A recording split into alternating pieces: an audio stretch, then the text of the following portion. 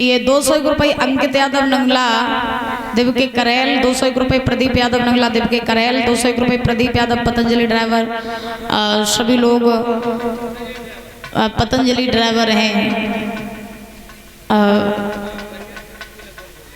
बहुत बहुत धन्यवाद है। भगवान से कामना करेंगे सुख शांति प्रदान होती रहे, धन के भंडार भरी रहे।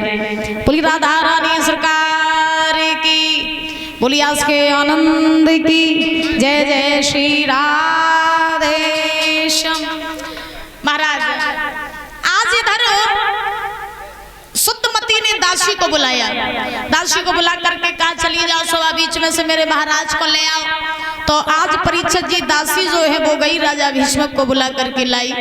राजा भीष्मक घोड़ा पर सवार हुए महलों में आए, और जब राजा भीष्मक महलों में आए हैं, रानी शुद्धमती ने देखा अपने पति को बैठा लिया और भीतर से लोटा में जल ले आई, पति को जल पिला दिया।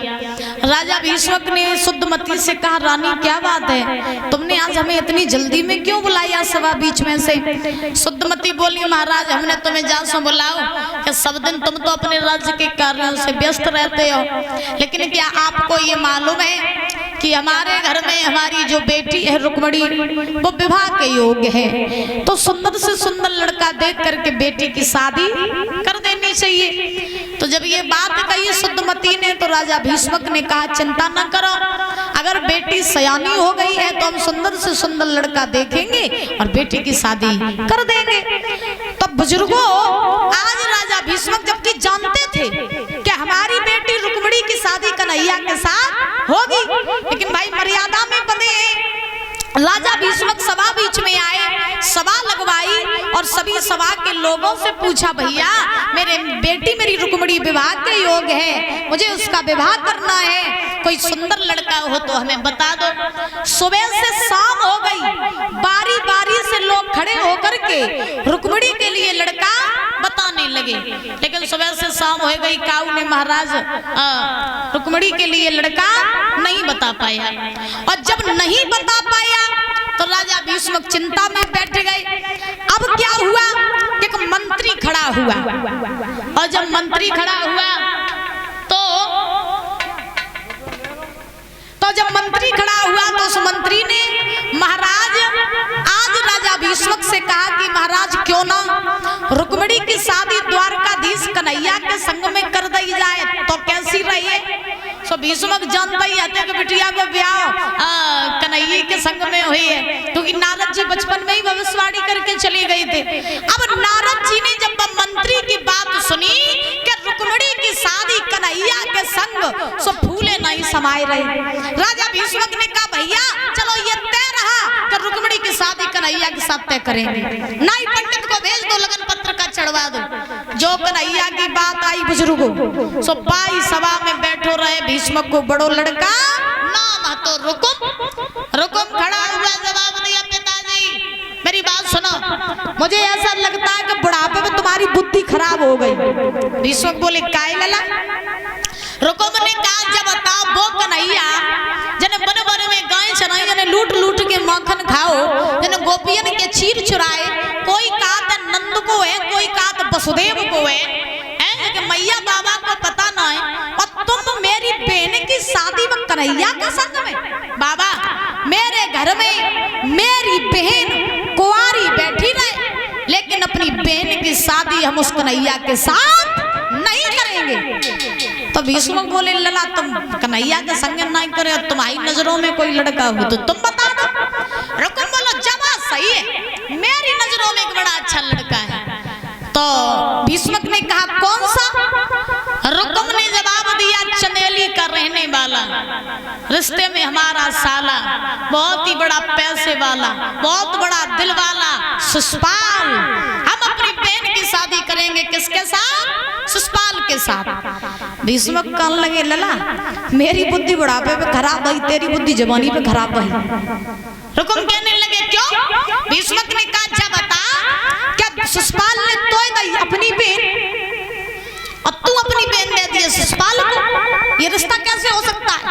सुषपाल रुकुम ने कहा तो कहा एक टाइम हम तो जीजा कात रहे, एक टाइम हम बात जीजा कात रहे, हिसाब बराबर, लेकिन हम शादी करेंगे अपनी बहन की तो किसके साथ शिशुपाल के साथ। जब ये कहा रुकुम ने कि शिशुपाल के ही साथ शादी करेंगे, तो भीष्मक ने आज रुकुम से एक बात कही है, बेटा मेरी बात सुनो, तुम्हें नहीं मालूम है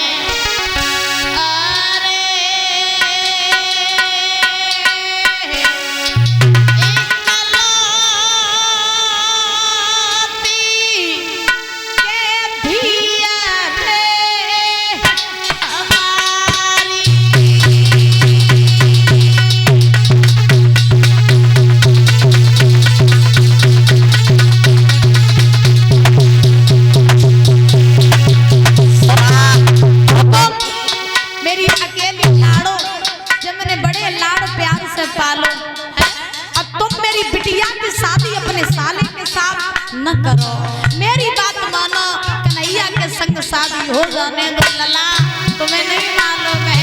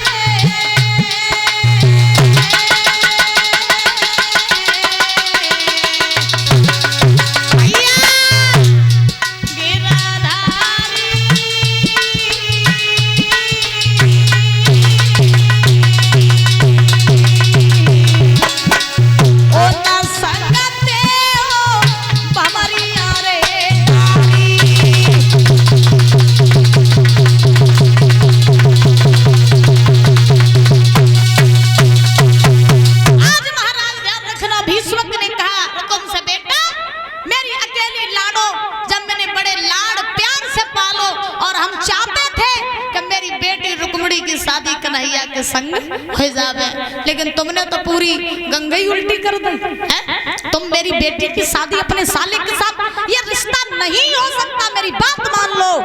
रुकुम ने जवाब दिया, देखो वो रिश्ता चिन्ह हुए, लेकिन हमने ठान लिया तो ठान लिया कि बहन की शादी करेंगे तो सिर्फ और सिर्फ अपने साले शिशुपाल के साथ, न कुआरी बैठी रहे बहन। और कन्हैया अगर यहाँ पे आएगा ना तो फिर डोली नहीं, मंडप से अर्थियां उठ जाएंगी। मेरी बात मानो, हम अपनी बहन की शादी साले के साथ करेंगे। अरे बैठो बैठो ना महाराज। आज व्यास नंदन श्री सुखदेव जी महाराज समझा रहे हैं कि राजन परीक्षित, महाराज समझाने पर भी रुकुम नहीं माना, तो भीष्मक ने जवाब दिया, ठीक है कोई बात नहीं, अब नहीं मान रहे हो तो लत भाई जैसी मर्जी, जो ठीक लगे सो करो जाएंगे।